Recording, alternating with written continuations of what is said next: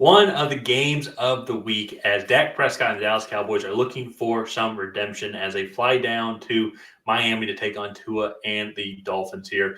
I talk about redemption because Dallas Cowboys unfortunately just got stomped in Week 15 against Buffalo Bills that lost 31-10, while the Miami Dolphins did find some redemption and stomped the New York Jets 30-0. Not super surprising, but this is a major matchup against teams who could. We could honestly very well this. You can make an argument that this is a Super Bowl preview, just with how crazy this NFL season has been so far. But this is going to be an amazing matchup, one of the games of the week. A lot of good games in Week 16 here with major playoff implications on the line.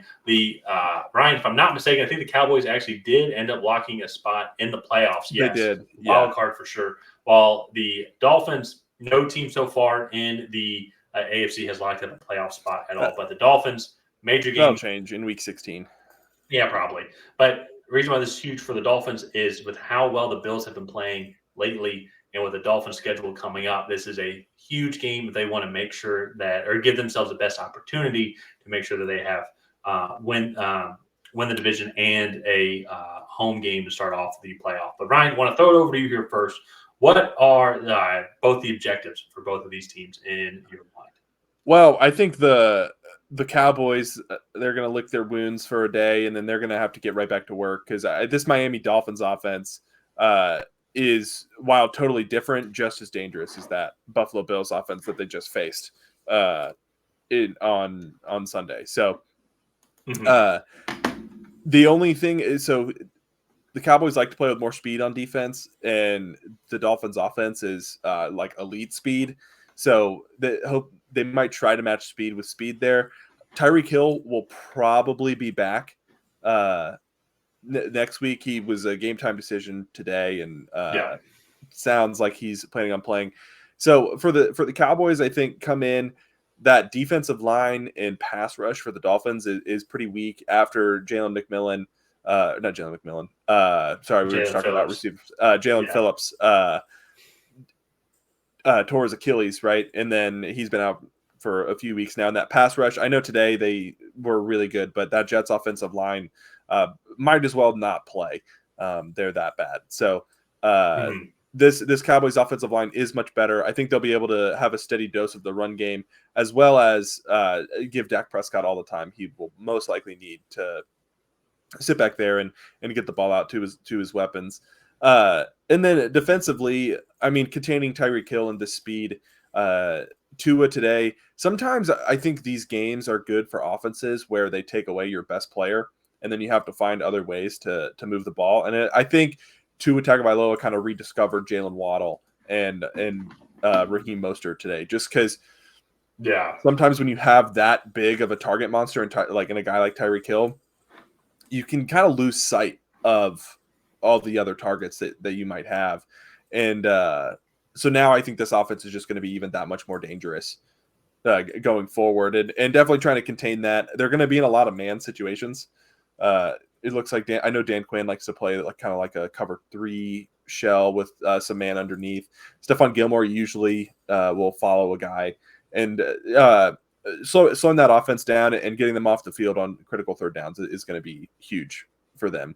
And then I think for the Dolphins, they showed today that this offense is still extremely dangerous, putting up 30 on the Jets defense, who has been one of the top scoring defenses in the NFL this year.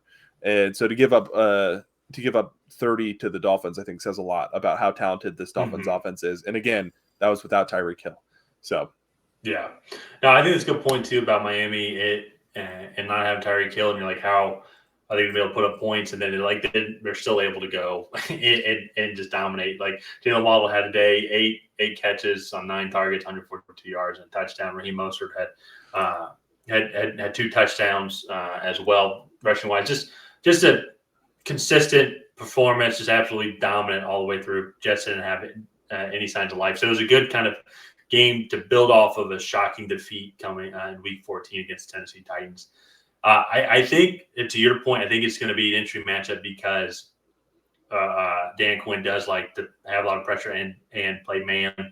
So I bet the Cowboys. And this is where I think this game is going to be a lot of fun to watch, because I think the Cowboys are going to be able to get after Tua with Micah Parsons and company. But at the same time, though, It's just going to take one big giant play for Tyreek Hill to get open, and he's just going to run past everybody in that Cowboy secondary, just like how he runs past everybody in every secondary.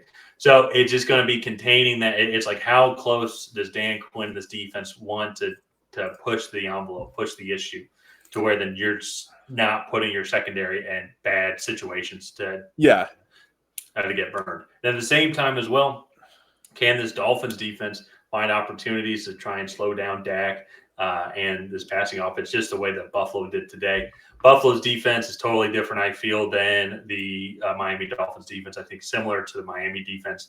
They're kind of high-flying, able to stop, able to kind of finesse and trick your way into stopping these offenses, especially then too, since Jalen Phillips has lost. Christian Wilkins has done a good job. I'm pretty sure that's his name. Yep. Christian Wilkins, and Bradley Chubb have done a really good job on the defensive front of still adding a lot of pressure. But then in the secondary, though, they still didn't have a solid secondary as well. How are they going to be able to contain CeeDee Lamb, Brandon Cooks, Jake Ferguson? And so I'm be curious to kind of see how they're able to maybe game plan similar to how Buffalo did this past week to stopping Dallas. So very unique matchup here. I think these teams are uniquely similar and yet different in the same way. I mean, I think they both like to spread the ball out, use space, and throw the ball a lot. But at the same time, Miami does it differently than I feel like than all the other teams do in the league. While I think Dallas has a more traditional West Coast type offense, who they can still run the ball decently, successful in the right situation. So it's going to be a phenomenal game. I'm looking forward to hearing your pick. But before we get into predictions, if you've not already, like, subscribe, and ring the bell to get notified whenever we create new content. Brian and I, we have one final goal of getting to 2,333 subscribers by New Year's Day. If we hit that goal, it's just a weird number, I know, but if we hit that goal, that means we would have hit 2,000 unique new subscribers within a calendar year. So if you could help us reach our goal, also join our growing community of football fanatics. And Ryan, who do you have winning this game and why? So I'm going with Miami. I think this offense is just going to be too explosive. Kind of similar to what I think we saw against maybe I think the 49ers is probably a better example, but they were just able to completely outpace this Dallas team. And then this offense tried to keep up. And then I think that's when a lot of mistakes were made on the offensive side of the ball. Also, I think you look at Dallas on the road, and I think this was the mistake that I made last year. Dallas only has 3 wins on the road, and they are New York in week 1 when it was 40-0. And then it was at the Los Angeles Chargers in a 20-17 matchup, which was a good game. And then at the Carolina Panthers. None of those teams are in playoff contention. And I think just traveling alone sets this Cowboys team back a lot. And going down to Miami, it's going to be a pretty warm day down in there, and they're going to be baking on the sidelines as well. And I just don't know if they're going to be cut out for that on Christmas Eve. So I'm going to go with the Dolphins. I think they're the better team here. Tyreek Hill should be back, and I think this offense is going to be at full strength. Yeah. So. Okay.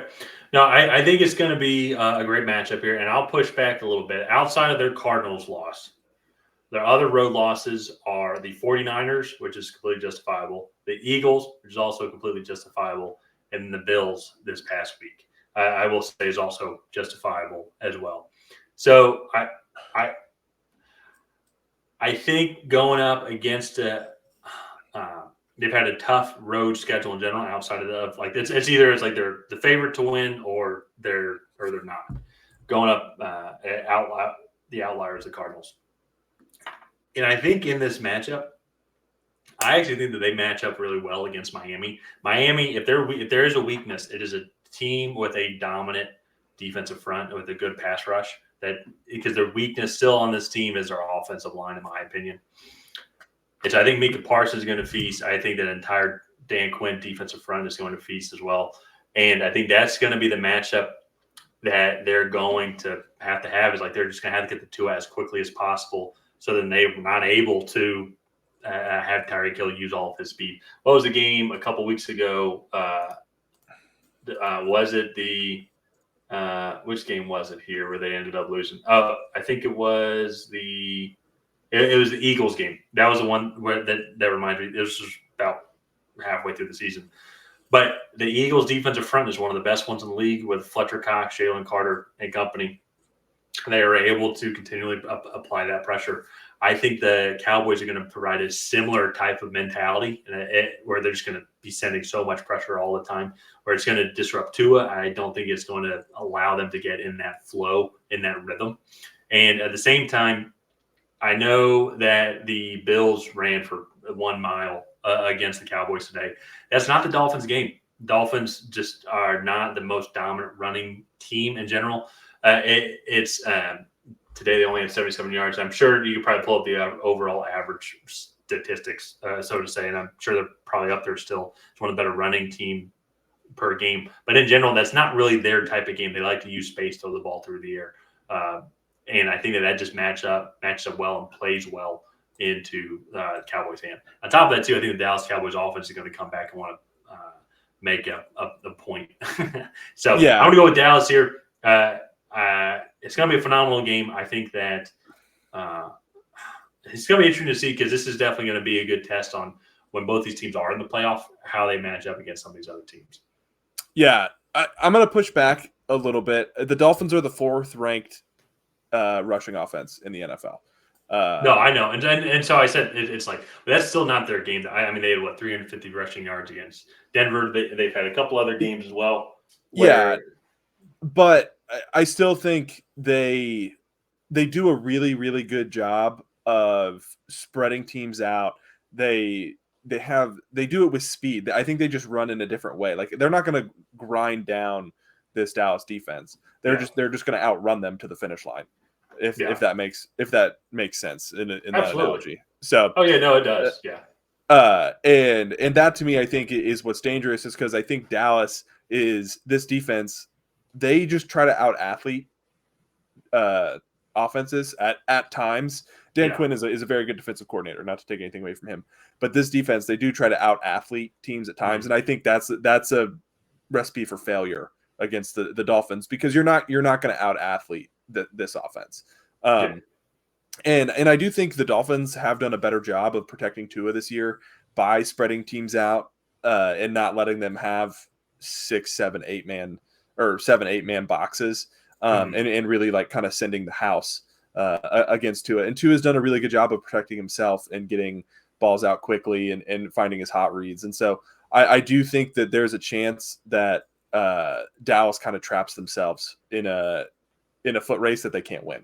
I like it. No, I like it. And as I said, statistically, it's like but they're 4th or whatever it is in total rushing yards. But I think that they've had a lot of explosive games. And a lot of those extra rushing yards are from garbage time. I think if it comes down to the trenches in a type of game, I don't think that that's their strength. And I think that Dallas's defense is successful when they're able to pin their ears back and go after the quarterback. And against a weak offensive line like Miami, I think this is going to be a favorable matchup for them in general. Yeah. No, I mean, I think it's going to be a really good matchup. I think you look at the Cowboys, and they definitely pose some threats. And so I after watching what the Dolphins were able to do against the Jets today, I'm a little bit more confident that they're able to handle some more elite pass rushers. But yeah, I like it. I think it's going to be a great game, and I'm looking forward to watching this one. So let's go ahead and wrap this video up here. I'm going with the Dolphins. Tyler's going with the Cowboys. Go ahead and like and subscribe and help Tyler reach that goal of 2,333 subscribers. And while you're down there, leave a comment on who you think is going to come out ahead in this matchup. Will it be the Miami Dolphins? Will it be the Dallas Cowboys? And other than that, we'll see you guys next time.